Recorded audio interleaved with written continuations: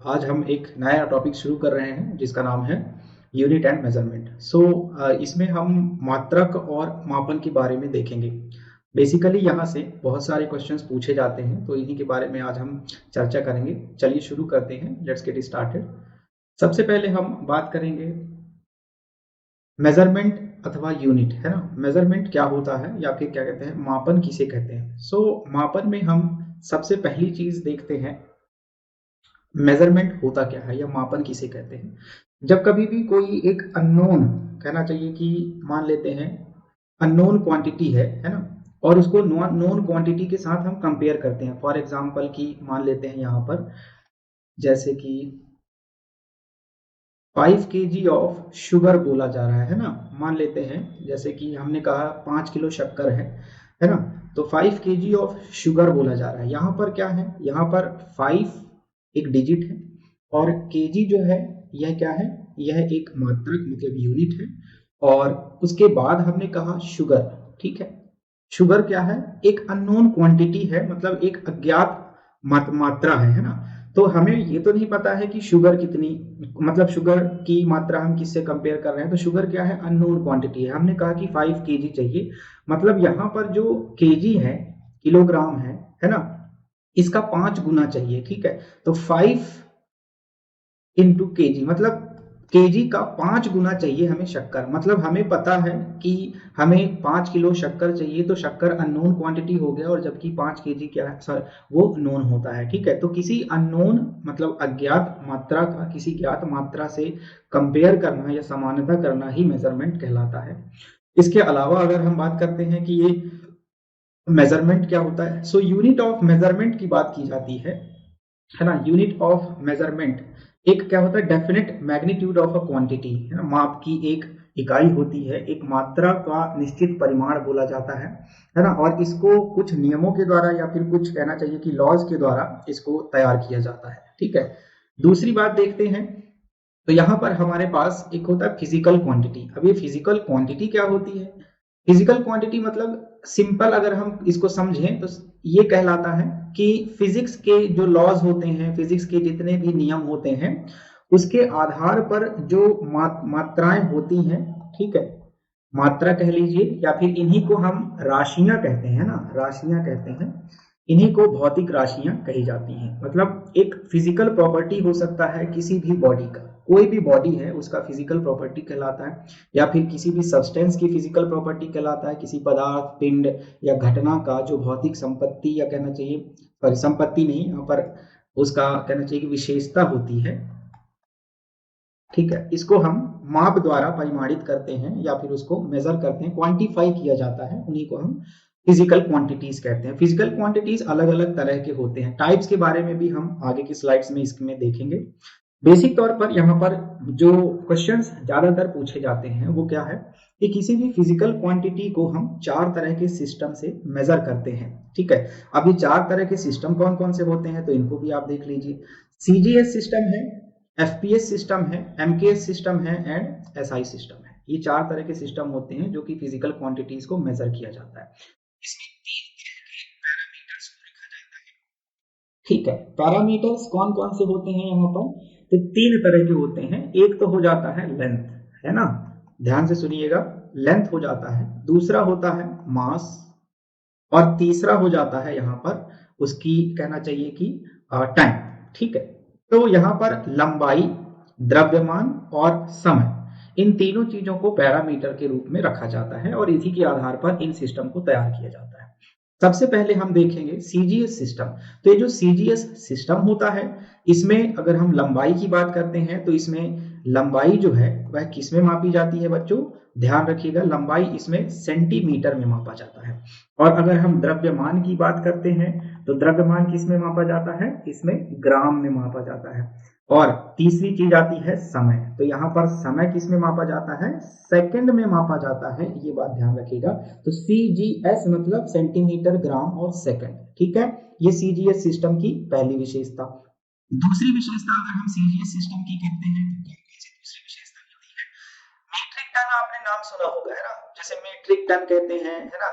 तो ये जो मीट्रिक वाला सिस्टम है, मीट्रिक पद्धति भी कहते हैं इसको, तो मीट्रिक पद्धति का एक निरूपण माना जाता है किसको, सीजीएस सिस्टम को, ठीक है। तो एक कहना चाहिए कि वेरिएंट होता है, it is a variant of metric system, है ना। तो मीट्रिक पद्धति का ही दूसरा नाम है सीजीएस सिस्टम। चल, तीसरा चीज इसमें सीजीएस में क्या आता है, इसको हम फ्रेंच पद्धति के नाम से भी जानते हैं, ठीक है। एक्चुअली में देखा जाए तो जो मेजरमेंट का सिस्टम होता है वो सबसे पहले कौन लेकर आया था, फ्रेंच ही लेकर आए थे, इसीलिए इसको फ्रेंच पद्धति या फ्रांसीसी पद्धति के नाम से भी जाना जाता है, ठीक है, सीजीएस सिस्टम।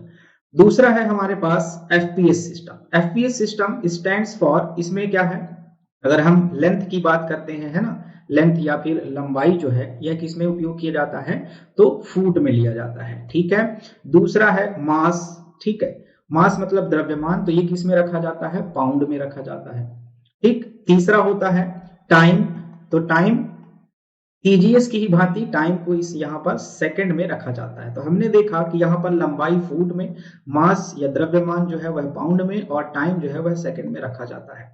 एफपीएस सिस्टम की एक और खूबी ये होती है कि इसको हम ब्रिटिश पद्धति के नाम से भी जानते हैं, ठीक है, याद रखिएगा, ब्रिटिश पद्धति के नाम से जाना जाता है किसको, इस एफपीएस सिस्टम को, ये ध्यान रखिएगा, ठीक है। ज्यादातर सवाल जो है वो यहीं से बनाए जाते हैं कि ब्रिटिश पद्धति किसको कहते हैं या फिर फ्रेंच पद्धति किसको कहते हैं, ठीक है। तो दो चीजें हो गई हमारे पास।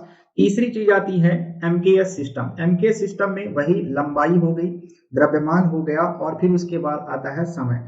तो लंबाई यहाँ पर मीटर में रखा जाता है, ठीक है, लंबाई मीटर में रखा जाता है, और उसके बाद जो द्रव्यमान है वह किलो में रखा जाता है, और फिर उसके बाद टाइम जो है वह सेकंड में रखा जाता है अगेन। तो यहाँ पर हमने देखा कि मीटर किसकी किसकी यूनिट हो जाती है एमकेएस में, लंबाई की, द्रव्यमान की किलो हो जाती है, और टाइम का सेकंड ही रहता है। सबसे इंपॉर्टेंट बात, जो एमकेएस सिस्टम है ना, एमकेएस सिस्टम का उपयोग ज्यादातर जो साइंटिफिक ऑपरेशंस होते हैं, है ना, मतलब कि कहना चाहिए कि जो वैज्ञानिक ऑपरेशन होते हैं, साइंटिफिक ऑपरेशंस होते हैं, इनमें ज्यादातर एमकेएस का उपयोग किया जाता है। तो ये भी आप लोग ध्यान रखिएगा। तीसरी चीज, अब आती है बारी किसकी, एसआई सिस्टम की। एसआई जो है वह एक फ्रेंच वर्ड जिसको हम कहते हैं सिस्टम डी इंटरनेशनल, है ना, इसका एक छोटा वर्जन है एसआई सिस्टम। और एसआई सिस्टम को अपनाया कब गया था, 1960 में एक कहना चाहिए कि इंटरनेशनल कॉन्फ्रेंस हो रहा था, conference measurement of weight and unit, है ना। तो इस तरह से एक कॉन्फ्रेंस था 1960 में, वहां पर एसआई पद्धति को अपनाया गया था, और यह इंटरनेशनल लेवल पर मान्य है, ये भी आप ध्यान रखें, है ना। मतलब जैसे कि आप पहले के जमाने में होता क्या था, जैसे लेंथ का या मास का जो वेट होता था वह हर जगह अलग अलग होता था। जब से एसआई सिस्टम आया है तब से यह हर जगह पर कॉमन हो गया है, ठीक है।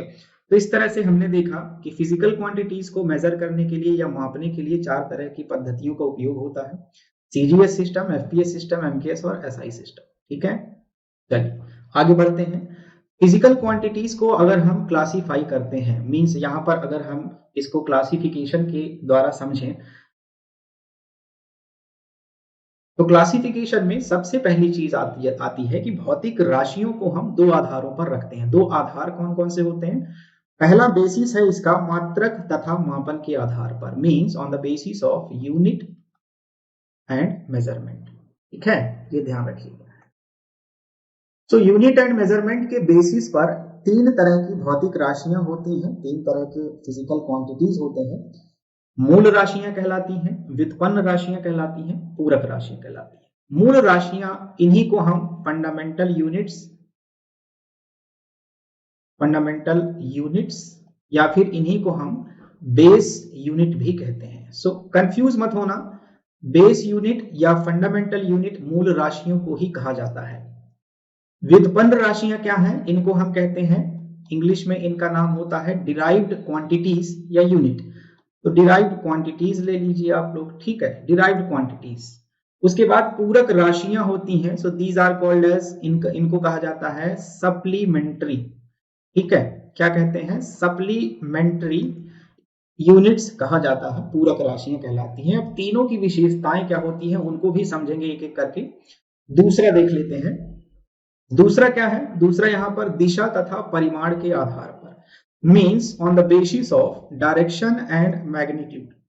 ठीक है, यहां पर आप डायरेक्शन और मैग्नीट्यूड के आधार पर फिजिकल क्वांटिटीज को डिवाइड करते हैं तो दो तरह के मिलते हैं। The one is called as अदिश राशियां और सदिश राशियां। अदिश राशियों को आप स्केलर क्वांटिटीज के नाम से जानते हैं और सदिश को आप लोग वेक्टर क्वांटिटीज के नाम से जानते हैं। बहुत सारे लोगों ने पढ़ रखा होगा तो आप सभी को याद आ रहा होगा कि हाँ ये चीजें होती हैं।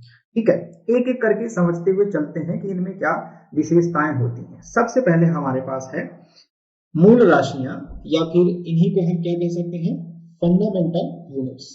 फंडामेंटल यूनिट्स का मतलब क्या होता है, अर्थात ये ऐसी राशियां होती हैं जो किसी दूसरी राशियों में निर्भर नहीं करते अपने आप को व्यक्त करने के लिए। इनकी संख्या होती है 7। ये बहुत ही इंपॉर्टेंट फैक्ट है, बहुत इंपॉर्टेंट पॉइंट है कि मूल राशियों की संख्या कितनी होती है, 7 होती है। जैसे लंबाई है, लेंथ, मास, टाइम, इलेक्ट्रिक करंट हो गया, है ना, फिर उसके बाद अमाउंट ऑफ सब्सटेंस हो गया, ल्यूमिनस इंटेंसिटी होता है, थर्मोडायनेमिक टेम्परेचर हो गया। इन सभी सातों को मूल राशियों के तहत रखा जाता है। वही अगर हम व्युत्पन्न राशियों की बात करते हैं तो इसको थोड़ा संधि विच्छेद कर दीजिए, है ना। तो विधन उत्पन्न अर्थात विशेष रूप से उत्पन्न राशियों को व्युत्पन्न राशियां कहते हैं। मतलब डिराइव्ड क्वांटिटीज, डिराइव्ड का मतलब ही होता है जो डेरिवेशन करके, डिराइव करके लाया जाता है, उन्हीं को हम व्युत्पन्न राशियां कहते हैं।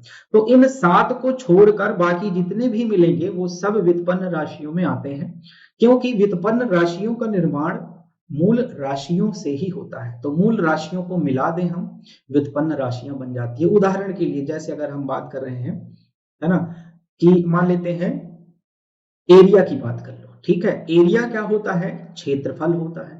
और एरिया बराबर कितना होता है, एरिया का फॉर्मूला आपको पता ही है, लेंथ इनटू ब्रेड्थ, है ना, लंबाई गुणे चौड़ाई।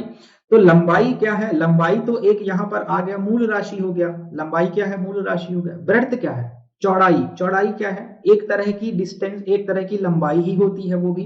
तो यहाँ पर हमें दो चीजें मिल गई, लेंथ इंटू लेंथ, और दोनों मूल राशियां हैं, ये दोनों मिलकर क्षेत्रफल बना रहे हैं, है ना, एरिया बना रहे हैं। और एरिया क्या है, एक व्युत्पन्न राशि है। इसी तरह से अगर हम बात करते हैं वॉल्यूम की, है ना, जिसको आप कहते हैं आयतन। ठीक है, अब आयतन का फॉर्मूला क्या होता है, आयतन मतलब length into breadth into height. ठीक है, लंबाई गुणे चौड़ाई गुणे ऊंचाई, यही कहते हैं ना आप। ठीक है, तो यहाँ लंबाई क्या है, एक मूल राशि है। ब्रेड्थ क्या है, मूल राशि है, एक तरह का लंबाई ही है। और हाइट भी क्या है, एक तरह की लंबाई ही तो है। तो यहाँ पर ये तीनों मिलकर क्या बना दिए, वॉल्यूम या आयतन बना दिए। इसी तरह से और भी जो मूल राशियां होती हैं उनको मिलाकर जो नई राशियां बनती हैं उन्हीं को हम व्युत्पन्न राशियां कहते हैं। ठीक है, चलिए पूरक राशियों की बात करते हैं। अब हम पूरक राशियों की बात कर रहे हैं, मतलब सप्लीमेंट्री यूनिट्स की बात कर रहे हैं। कुछ ऐसी राशियां होती हैं जो ना तो मूल राशियों में आती हैं ना ही व्युत्पन्न राशियों में आती हैं, इनको हम पूरक राशियां कहते हैं, सप्लीमेंट्री यूनिट्स कहते हैं। इनकी संख्या जो है वह 2 होती है। ठीक है, याद रखना, मूल राशियों की संख्या 7, व्युत्पन्न राशियों की संख्या अनलिमिटेड हो सकती है, जितना ज्यादा हम मूल राशियों को मिलाएंगे उतना ज्यादा व्युत्पन्न राशियां बनेंगी। पूरक राशियों की संख्या है 2। इसमें दो कौन कौन से आते हैं, तो एक आ जाता है प्लेन एंगल। प्लेन एंगल मतलब क्या कहते हैं, इसको आप समतल कोण कहते हो। ठीक है, एक तो समतल कोण हो गया और दूसरा होता है घन।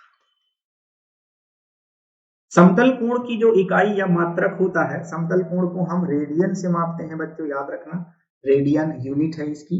और घन कोण को आप स्टेरेडियन से मापते हो, ये भी बहुत इंपॉर्टेंट है। ठीक है, पूछा जाता है। चलिए आगे बात करते हैं। दिशा और परिमाण के आधार पर, मतलब डायरेक्शन और मैग्नीट्यूड के आधार पर दो हिस्सों में बांटा जाता है, एक है स्केलर और दूसरा होता है वेक्टर। ठीक है, अब दोनों की विशेषताएं क्या है, दोनों की विशेषताएं ये है कि यहाँ पर अगर स्केलर की बात की जाती है तो स्केलर क्वांटिटीज जितने भी होंगे उनको एक्सप्रेस करने के लिए या उनको इंडिकेट करने के लिए एक ही चीज की आवश्यकता होती है और वह होता है मैग्नीट्यूड। ठीक है, अर्थात ऐसी क्वांटिटीज जिनको एक्सप्रेस करने के लिए केवल मैग्नीट्यूड या परिमाण की आवश्यकता पड़ती है वह स्केलर होते हैं। जबकि अगर वेक्टर की बात करते हैं तो वेक्टर ऐसी क्वांटिटीज को कहा जाता है जहां पर मैग्नीट्यूड के अलावा डायरेक्शन का भी होना बहुत इंपॉर्टेंट हो जाता है। मतलब यहाँ पर परिमाण के साथ साथ दिशा भी होती है इनको व्यक्त करने के लिए। एग्जाम्पल्स ज्यादातर पूछे जाते हैं, जैसे अगर हम स्केलर का एग्जाम्पल लेके चलें, ठीक है, स्केलर क्वांटिटी या फिर अदिश राशियों का एग्जाम्पल लेके चलें, तो जैसे आपने नाम सुना होगा ऊर्जा, ठीक है, एनर्जी। ऊर्जा क्या है, एक स्केलर क्वांटिटी होती है जिसमें केवल परिमाण होता है। ऊर्जा के अलावा जैसे शक्ति की बात करते हैं जिसको आप नॉर्मली पावर कहते हैं, इसके अलावा शक्ति हो गया, ऊर्जा हो गया, शक्ति हो गया, है ना। कार्य, कार्य मतलब वर्क डन, ठीक है, तो वर्क डन मतलब कार्य का होना, ये भी क्या है, स्केलर क्वांटिटी होती है। जबकि अगर हम डिस्प्लेसमेंट की बात करते हैं, है ना, जैसे विस्थापन को ले लो, विस्थापन हो गया या फिर एक्सेलरेशन, त्वरण हो गया, ये सब सदिश राशि में या वेक्टर क्वांटिटीज में आता है। तो आई होप आप सभी को ये क्लासिफिकेशन समझ में आ गया होगा। चलिए आगे बढ़ते हैं। नेक्स्ट है हमारे पास फंडामेंटल क्वांटिटीज। तो जैसा कि हमने आप सभी को बताया है,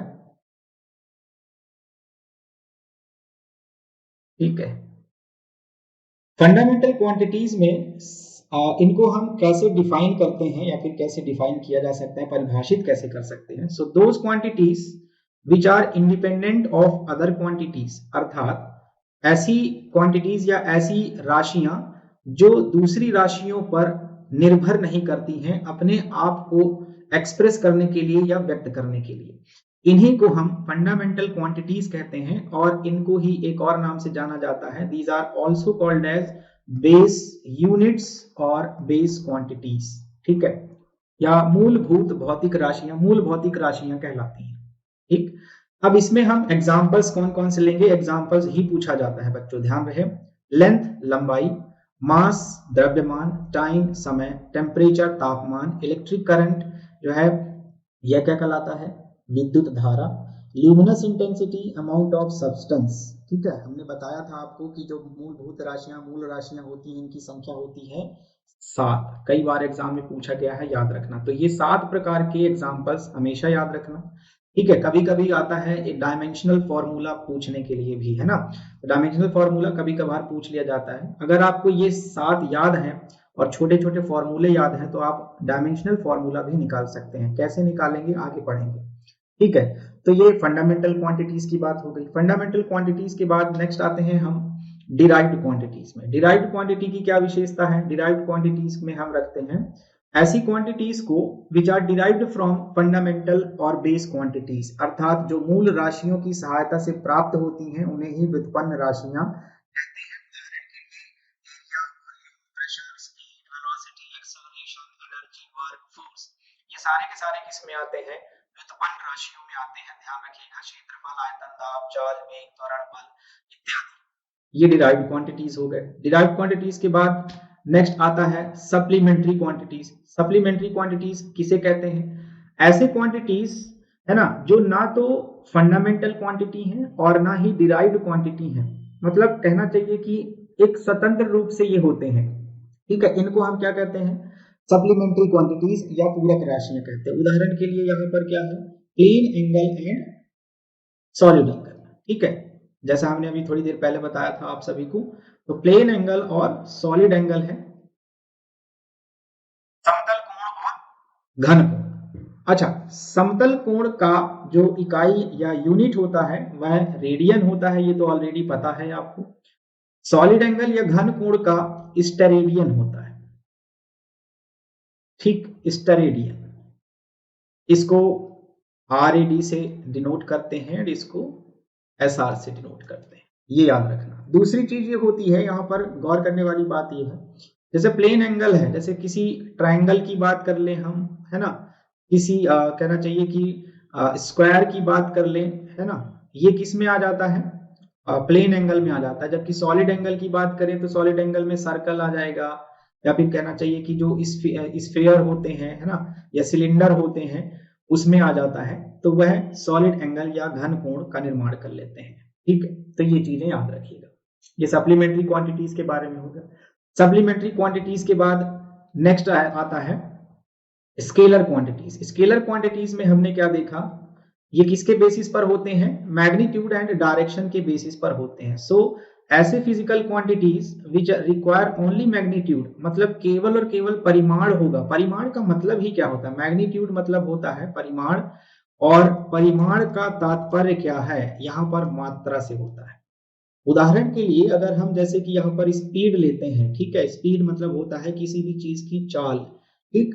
आप कहेंगे कि वह 80 किलोमीटर पर आवर की स्पीड से निकल गया, ठीक है, 80 किलोमीटर पर आवर की स्पीड से निकल गया। आपने ये नहीं कहा कि वह ईस्ट की तरफ गया, वेस्ट की तरफ गया, है ना। वहां पर आपको ये पता है कि 80 किलोमीटर प्रति घंटे की रफ्तार से वह चला गया, लेकिन आपको ये नहीं पता कि वह किधर गया। मतलब इसको व्यक्त करने के लिए हमारे पास मैग्नीट्यूड परिमाण है, मात्रा है, लेकिन दिशा नहीं है। इसीलिए हम स्पीड को हमेशा स्केलर क्वांटिटी में रखते हैं। इसी तरह से दूरी को ले लो, वॉल्यूम है, density, mass, work, temperature, time, energy, power, pressure, electric current, ये सारे के सारे एग्जांपल्स याद रखिएगा, बहुत इंपॉर्टेंट है। ज्यादातर क्वेश्चंस जो होते हैं वो यहीं से उठाए जाते हैं। चलो, स्केलर क्वांटिटी के बाद नेक्स्ट आता है जिसको हम कहते हैं वेक्टर क्वांटिटी। अब वेक्टर क्वांटिटी का मतलब क्या है भाई, जैसे कि स्केलर में हमें मैग्नीट्यूड की आवश्यकता थी, केवल मैग्नीट्यूड, वहीं वेक्टर क्वांटिटी में हमें मैग्नीट्यूड के साथ साथ डायरेक्शन अर्थात परिमाण के साथ साथ दिशा की भी आवश्यकता पड़ती है। इसी को हम कहते हैं वेक्टर क्वांटिटीज। मतलब आप वहां पर जैसे डिस्प्लेसमेंट की बात करते हैं, विस्थापन हो गया, वेलोसिटी की बात करते हैं, जैसे वेग है, वेग क्या होता है, वेग होता स्पीड ही है, ठीक है, किसी भी ऑब्जेक्ट की speed in a particular direction, है ना, दिए हुए निश्चित दिशा में किसी भी वस्तु की जो चाल है, जो गति है, उसको हम वेग कहते हैं। लेकिन अगर वहां पर केवल परिमाण होता तो वह स्पीड स्केलर में चला जाता, लेकिन परिमाण के साथ साथ यहाँ दिशा भी फिक्स्ड होती है, इसीलिए जो वेग या वेलोसिटी है उसको हम वेक्टर क्वांटिटी में रख रहे हैं। इसी तरह से एक्सेलरेशन या त्वरण ले लीजिए, फोर्स या बल को ले लीजिए, मोमेंटम या मोमेंटम को हम कहते हैं संवेग, ठीक है। उसके बाद आता है इम्पल्स है, इलेक्ट्रिक फील्ड है, वेट है, ये सब किस में आ जाता है, वेक्टर क्वांटिटी में। Do not confuse with electric current and electric field. Electric field एक चार्ज के द्वारा जनरेट किया जाने वाला फोर्स होता है ना, उसी को हम कहते हैं इलेक्ट्रिक फील्ड। जैसे उदाहरण के लिए हम अगर ले लें, सपोज दैट यहां पर एक चार्ज है, सपोज करते हैं यहां एक चार्ज Q है। अब इस चार्ज Q से जितने भी फोर्स एग्जर्ट होगा, जहां तक इसका फोर्स या बल क्या किया जाएगा, महसूस किया जाएगा, उसको हम कहते हैं इसका इलेक्ट्रिक फील्ड। जबकि इलेक्ट्रिक करंट होता है किसी भी मीडियम में फ्लो होने वाले चार्जेस, ठीक है, उनको हम इलेक्ट्रिक करंट कहते हैं। तो इलेक्ट्रिक करंट स्केलर क्वांटिटी में आता है, जबकि इलेक्ट्रिक फील्ड जो है वह किस में आएगा, वेक्टर क्वांटिटी में आएगा। ध्यान रहे। ये हो गए हमारे क्लासिफिकेशन के अकॉर्डिंग क्वांटिटीज के बारे में। अब थोड़ी सी बात करते हैं हम एसआई यूनिट्स के बारे में ना। व्हाट आर एसआई यूनिट्स, क्या होते हैं भाई एसआई मात्रक किसे कहा जाता है।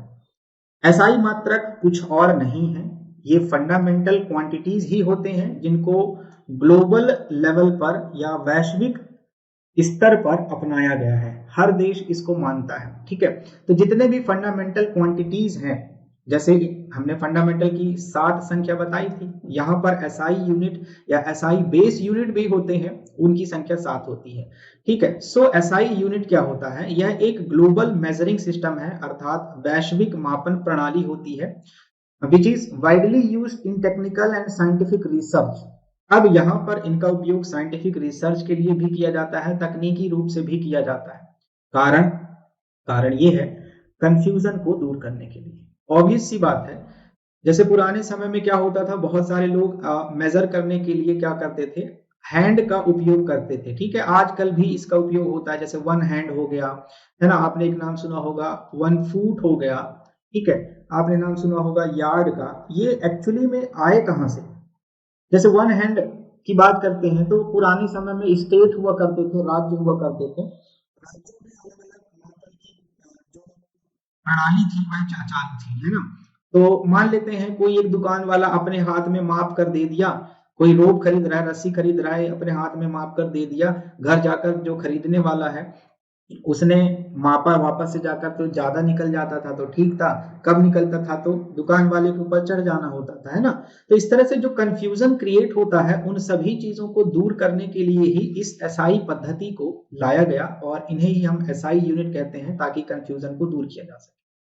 एक यूनिवर्सल सिस्टम होने से क्या फायदा होता है? सबसे पहले वहां पर स्टैंडर्डाइजेशन हो जाता है। दूसरा, जो यूनिट ऑफ मेजरमेंट होते हैं वह किसी भी क्वांटिटी को कंप्रीहेंड करने के लिए, मतलब उसको समझने के लिए बहुत इजी हो जाता है। इस तरह से इन एसआई यूनिट को अपनाया गया है। इसके अलावा इसमें और क्या चीजें हैं? तो एसआई यूनिट में दो तरह की चीजें हमको देखने को मिलती हैं। जैसे यहाँ पर आप 7 तरह की यूनिट्स देख रहे हो। 7 तरह के जो यूनिट हैं, पहला है लेंथ मतलब लंबाई, दूसरा है मास अर्थात द्रव्यमान, तीसरा है टाइम अर्थात समय, चौथा है इलेक्ट्रिक करंट मतलब विद्युत धारा, पांचवा है थर्मोडायनेमिक टेम्परेचर ऊष्मा गतिक तापमान, अमाउंट ऑफ सब्सटेंस पदार्थ की मात्रा, ल्यूमिनस इंटेंसिटी ज्योति तीव्रता। ठीक, ये 7 प्रकार की यूनिट है। इनको ही हम किस नाम से जानते हैं?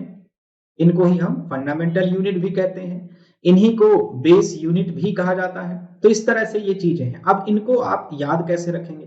बहुत इजी है। जैसे कि लेंथ को किस में मापा जाता है? लंबाई को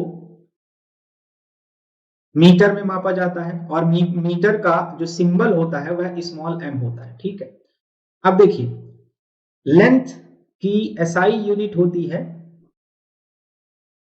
मीटर, सिंबल होता है स्मॉल एम। ठीक,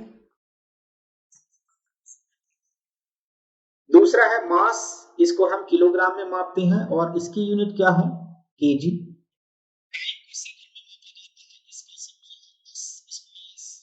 इलेक्ट्रिक करंट को एम्पियर में मापते हैं और इसको ए से डिनोट किया जाता है, कैपिटल ए, याद रखना।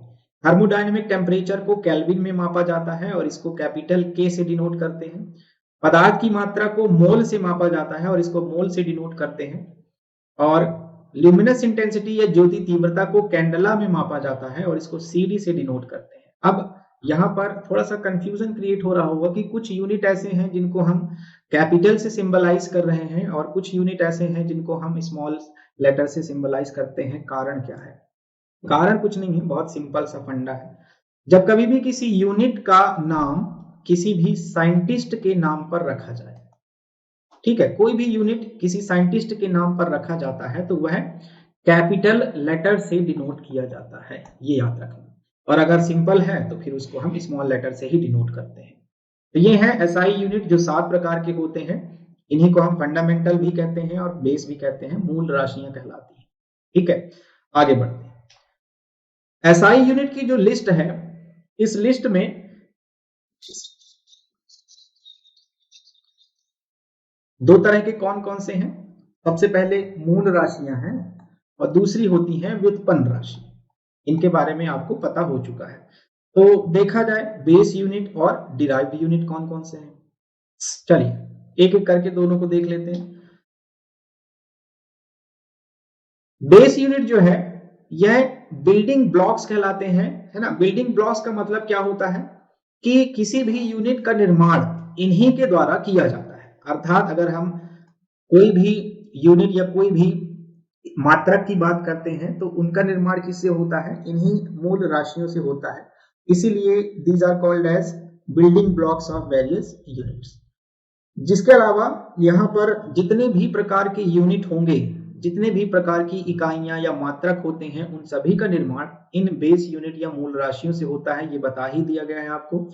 जैसे कि किलोग्राम है, किलोग्राम क्या है? किलोग्राम एक मूल राशि है। समय क्या है? मूल राशि है। लंबाई क्या है? मूल राशि है। और इन्हीं से मिलकर बाकी सब राशियां बनाई जाती हैं।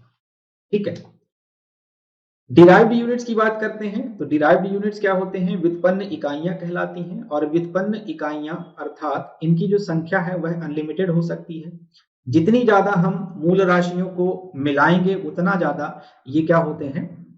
बनते जाते हैं। ठीक है, डिराइव्ड यूनिट्स में हमेशा एक बात का ध्यान रखिएगा, जो डायमेंशन या विमाएं होती हैं, है ना, विमाएं, ये हमेशा ही मूल राशियों के समान ही होती हैं। डिराइव्ड यूनिट जो होते हैं, बेस यूनिट और डिराइव्ड यूनिट को कंबाइन करके भी बनाया जा सकता है, ये ध्यान रखिएगा। सबसे बेसिक बात ये होता है कि यहाँ पर कुछ उदाहरण है, जैसे कि यहाँ पर आपको एक टेबल दिख रहा होगा और इस टेबल में हम देख पा रहे हैं, है ना,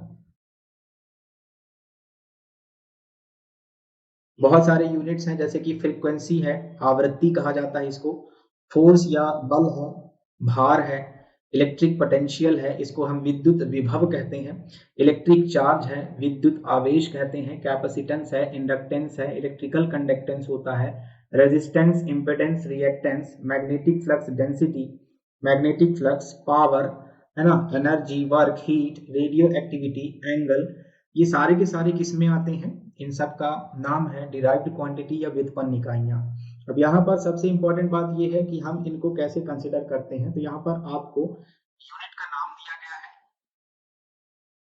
यूनिट का नाम, और उसके बगल में यहाँ पर एसआई यूनिट दी गई है इन सभी की, और एसआई यूनिट का सिंबल भी दिया गया। तो जैसे यहाँ पर हम रेजिस्टेंस को ले लेते हैं, रेजिस्टेंस क्या है, इसका एसआई यूनिट होता है ओम, ठीक, इसका सिंबल क्या होता है, ये सिग्मा कहलाता है, इसको सिंपली अगर हम देखें तो ये क्या कहलाता है, ओम, इस ऐसे डिनोट किया जाता है। इसी तरह से अगर हम इलेक्ट्रिक चार्ज को ले लेते हैं तो इलेक्ट्रिक चार्ज को कूलाम में मापा जाता है और इसको कैपिटल सी से डिनोट किया जाता है। उसी तरह से फ्रीक्वेंसी की अगर हम बात करते हैं तो फ्रीक्वेंसी या आवृत्ति को हम हर्ट्ज में मापते हैं और एच जेड से इसको डिनोट किया जाता है। फोर्स या भार, है ना, बल या भार को ले लो तो न्यूटन है इसका यूनिट और कैपिटल एन से डिनोट करते हैं। इस तरह से ये कुछ यूनिट्स हैं जिनको डिराइव्ड क्वांटिटी में रखा जाता है, डिराइव्ड यूनिट में रखा जाता है। आपको इनके एसआई यूनिट और इनका सिंबल याद रखना है, ये ध्यान रखिएगा, ये बहुत इंपॉर्टेंट है, एग्जाम्स में पूछा जाता है। ठीक, ये डिराइव्ड क्वांटिटीज की बात हो गई। अब थोड़ा सा अगर हम चलते हैं तो कुछ इंपॉर्टेंट बातें बता देते हैं आपको, जैसे कि हमने एक चीज बताई थी, डायमेंशनल फॉर्मूला, है ना, डायमेंशनल फॉर्मूला कैसे निकाला जाता है, बहुत ही सिंपल है। डायमेंशनल फॉर्मूला को निकालने के लिए कुछ चीजें हैं जो आपको याद रखना होगी। पहली चीज क्या है, डायमेंशनल सिंबल, ठीक है, कोई भी क्वांटिटी है, जैसे कि 7 प्रकार के हमारे पास बेस क्वांटिटी होते हैं, तो उसका डायमेंशनल सिंबल पता होना चाहिए। जैसे अगर हम लेंथ की बात कर रहे हैं, लंबाई की बात कर रहे हैं, तो लेंथ का कैपिटल एल, ठीक है। उसी तरह से मास या द्रव्यमान है तो इसका कैपिटल एम, उसी तरह से टाइम है, ठीक है, तो इसका कैपिटल टी। तो ये क्या है, ये डायमेंशनल सिंबल होते हैं। और दूसरी चीज ये है कि हमें छोटे छोटे जो फॉर्मूले होते हैं वो याद होना चाहिए। फॉर्मूले याद नहीं होंगे तो हम डायमेंशनल फॉर्मूला नहीं निकाल पाएंगे, ठीक है। चलिए, कैसे निकाला जाता है डायमेंशनल फॉर्मूला। डायमेंशनल फॉर्मूला को निकालने के लिए 3 पैरामीटर्स लिए जाते हैं, लेंथ, मास और टाइम, ठीक। उदाहरण के लिए जैसे एरिया को ही ले लो, ठीक है, एरिया मतलब क्षेत्रफल बराबर क्या होता है, लेंथ इंटू ब्रेड्थ। अब यहाँ पर लेंथ तो लंबाई है, ब्रेड्थ क्या है, एक तरह की ये भी लंबाई है ना, लेंथ इंटू लेंथ। तो यहाँ पर हमने देखा क्या हो गया, एल स्क्वायर हो गया। तो सिंपली हम देखें, एरिया का जो डायमेंशनल फॉर्मूला है वह एल स्क्वायर होता है। अगर आप इसको तीनों पैरामीटर के साथ लिखेंगे तो m0 एल स्क्वायर T0, ये होता है डायमेंशनल फॉर्मूला ऑफ एरिया, क्षेत्रफल का विमीय सूत्र होता है, ठीक है। उसी तरह से वॉल्यूम या फिर आयतन को अगर हम लिखें तो आयतन में क्या होता है, आयतन बराबर लंबाई गुणे चौड़ाई गुणे ऊंचाई, ठीक है। तो यहां पर लंबाई क्या है, लेंथ, चौड़ाई क्या है, लेंथ, ऊंचाई क्या है, लेंथ। तो हमें क्या मिला, एल क्यूब मिल गया। तो एल क्यूब सिंपली क्या है, आयतन का डायमेंशनल फॉर्मूला। और अगर इसको आप इस तरह से लिखना चाहें तो m0 एल क्यूब T0, यह हो जाता है डायमेंशनल फॉर्मूला, ठीक है। तो इस तरह से डायमेंशनल फॉर्मूले निकालने के लिए छोटे छोटे फॉर्मूला आपको पता होना चाहिए, ठीक है। इसी तरह से बस पुट कर देना है और आपका डायमेंशनल फॉर्मूला निकल आएगा। ये हो गई। कुछ ऐसी चीजें होती हैं जैसे कि कभी कभार पूछा जाता है कि बताइए इनमें से कौन सी यूनिट जो है वह लंबाई की है। तो लंबाई के लिए बहुत सारे यूनिट्स होते हैं। फॉर एग्जाम्पल, जैसे अगर हम लंबाई की बात कर रहे हैं ना, तो लंबाई को मापने का इकाई कौन कौन सा होता है, अलग अलग होते हैं। जैसे आपने नाम सुना होगा 1 mm। ठीक है, 1 mm मतलब मतलब मिलीमीटर, और मिलीमीटर 1 mm बराबर कितना होता है, 10⁻³ मीटर होता है। ध्यान रखना बच्चों, ये इंपॉर्टेंट है, पूछे जाते हैं। तो 10⁻³ मीटर 1 mm। अब अगर आपसे पूछा जाए कि 1 सेंटीमीटर कितना होता है, तो 1 सेंटीमीटर बराबर होता है 10⁻² मीटर। ठीक है, 10⁻² मीटर हो गया, ये 1 सेंटीमीटर होता है। वहीं अगर आपसे 1 किलोमीटर पूछा जाए, तो 1 किलोमीटर मतलब 1000 मीटर, ये तो आपको पता ही होगा। वहीं पर अगर हम कहें कि 1 आर्मस्ट्रॉन्ग, ये जो ए के ऊपर 0 लगता है, डिग्री लगता है, यह आर्मस्ट्रॉन्ग कहलाता है। इसको हम आर्मस्ट्रॉन्ग कहते हैं। ठीक है, तो 1 आर्मस्ट्रॉन्ग बराबर कितना होता है, ये याद रखना जरूरी है, एग्जाम में पूछा जाता है। तो 10⁻⁻10 मीटर है ना, ये 8 नहीं है, 10 है, याद रखना। तो 10⁻⁻10 metre is equal to 1 angstrom. याद रखना, दिस मेजरमेंट और this unit is the smallest unit which measures distance, या फिर कहना चाहिए इसका उपयोग सबसे निम्नतम दूरी को, है ना, निम्नतम दूरी को मापने के लिए किया जाता है। इसका उपयोग सबसे कम दूरी को, या कहना चाहिए लोएस्ट डिस्टेंस, बहुत कम। जैसे उदाहरण के लिए अगर हम कहें कोई एटम है, उसके एटॉमिक रेडियस का डिस्टेंस आर्मस्ट्रॉन्ग में मापा जाता है। या फिर हम कह सकते हैं कि जैसे आयनिक रेडियस होता है एटम का, उसको मापने के लिए आर्मस्ट्रॉन्ग का उपयोग किया जाता है। ध्यान रहे, यही नहीं, लंबाई को मापने के लिए और भी तरह के होते हैं, कुछ यूनिट्स होते हैं। जैसे आपने नाम सुना होगा नैनोमीटर, है ना। नैनोमीटर, अगर आपसे पूछा जाए कि 1 नैनोमीटर बराबर कितना होता है ना, 1 नैनोमीटर बराबर क्या होता है, नैनोमीटर होता है बिलियंथ पार्ट ऑफ मीटर। मतलब 1 मीटर का 1 अरबवां हिस्सा जो होता है वह होता है नैनोमीटर। अगर इसको हम डिनोट करना चाहें तो कैसे करेंगे, 10⁻⁹ मीटर। ठीक है, 10⁻⁹ मीटर होता है, और ये एटम के स्ट्रक्चर का मापन करने के लिए, अर्थात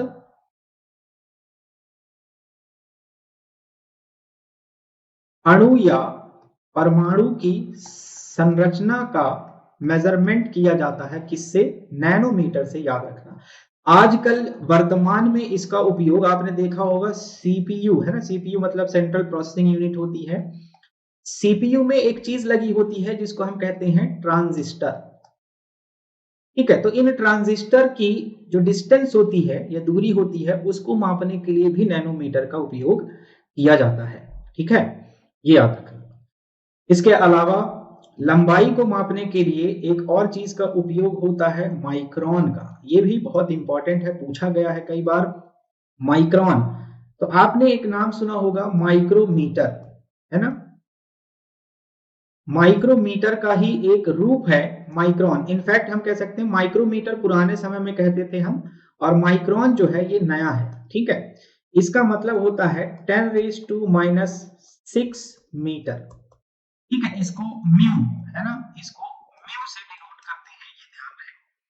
ठीक है, माइक्रोन का उपयोग ज्यादातर जो सेल होते हैं या कोशिकाएं हैं, है ना, कोशिकाएं होती हैं, इनके साइज या इनके आकार को मापने के लिए माइक्रोन का उपयोग या माइक्रोमीटर का उपयोग किया जाता है, ये ध्यान रहे।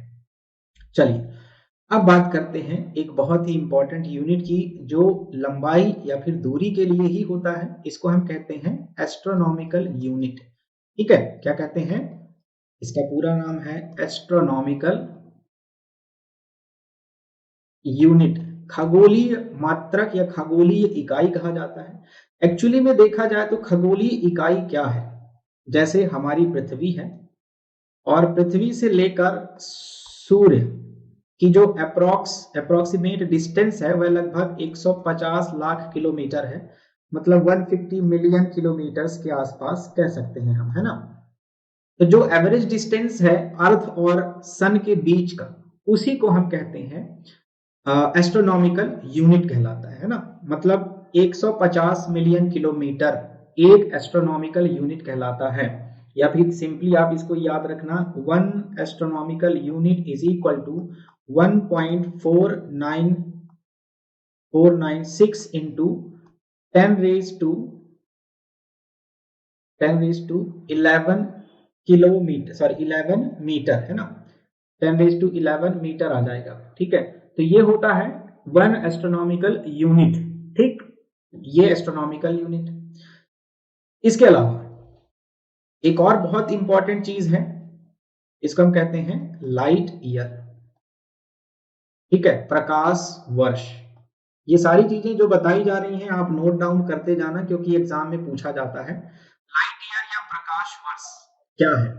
एक्चुअली में यह एक मापने की इकाई है जिससे हम डिस्टेंस को मापते हैं, दूरी को मापा जाता है, याद रखना। और ये दूरी को मापने की इकाई है, अर्थात लाइट ईयर मतलब एक साल में वैक्यूम अर्थात निर्वात में प्रकाश के द्वारा तय की गई दूरी, है ना। The distance travelled by light in a year is called as light year.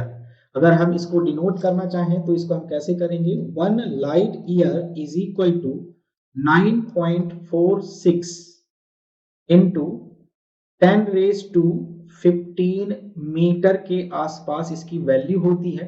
बहुत ही इंपॉर्टेंट है, पूछा गया है कई बार। तो 9.46 इंटू 10 रेज टू 15 मीटर मतलब 1 लाइट ईयर, एक प्रकाश वर्ष, ठीक है। चलिए एक और चीज बताते हैं, पार्सेक। पार्सेक जो है डिस्टेंस को ही मेजर करता है, मतलब दूरी को मापने की सबसे बड़ी इकाई कहलाती है पार्सेक, दूरी को मापने की सबसे बड़ी इकाई। और पार्सेक को अगर कहा जाए कि एक पार्सेक बराबर कितना होता है, एक पार्सेक बराबर होता है 3.085 इंटू 10 रेज टू 16 मीटर, ये इसकी वैल्यू है। या फिर अगर लाइट ईयर में भी देखा जाए तो इसका होता है 3.26 लाइट ईयर, ठीक है, 3.26 प्रकाश वर्ष बराबर एक पार्सेक होता है। तो इस तरह से हमने दूरी के कुछ इकाइयों के बारे में देखा, कि एग्जाम में पूछे जाते हैं, ध्यान रखिएगा, ठीक है। So this is it. चलिए यहां तक हमने सीखा कि यूनिट और मेजरमेंट में क्या क्या चीजें होती हैं। अब बारी आती है, चलिए कुछ क्वेश्चंस को डिस्कस कर लेते हैं। फॉर एग्जांपल यहाँ पर पूछा जा रहा है, प्रश्न है, in the following which is fundamental physical quantity, निम्नलिखित में से कौन सा मूल भौतिक राशि है, ठीक है।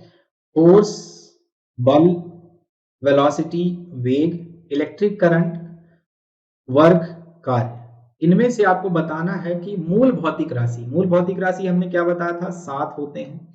और इनमें से बल जो है नहीं है, वेलोसिटी भी नहीं है, वर्क या कार्य भी नहीं है, इलेक्ट्रिक करंट हमारी मूल भौतिक राशि का भाग है, जिसको हम एम्पियर में डिनोट करते हैं, है ना। ध्यान आ रहा होगा सभी को। तो हमारा आंसर क्या होगा, ऑप्शन सी।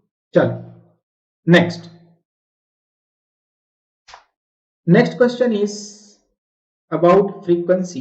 फ्रीक्वेंसी को किस में मापा जाता है, या आवृत्ति को किस में मापा जाता है।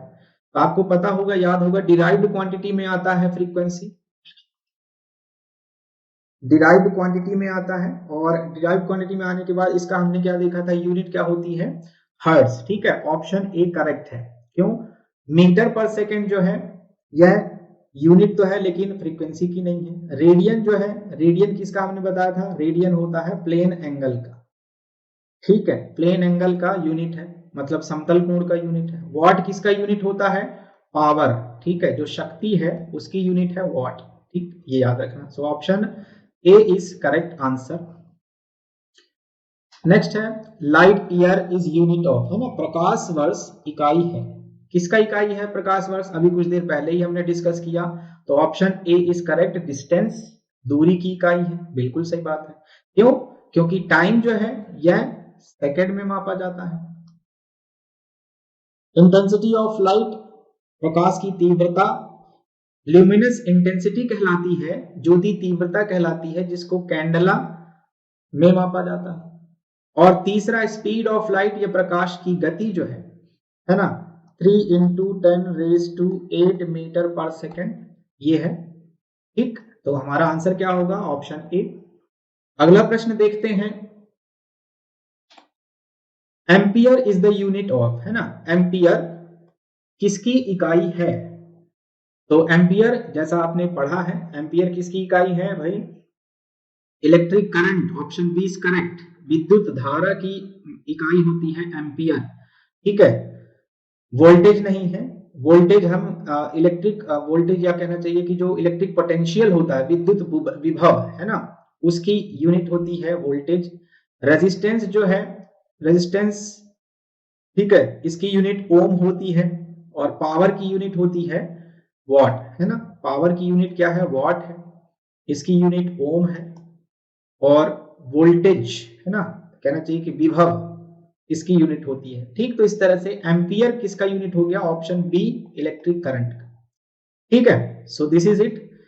आई होप आप सभी को समझ में आया होगा।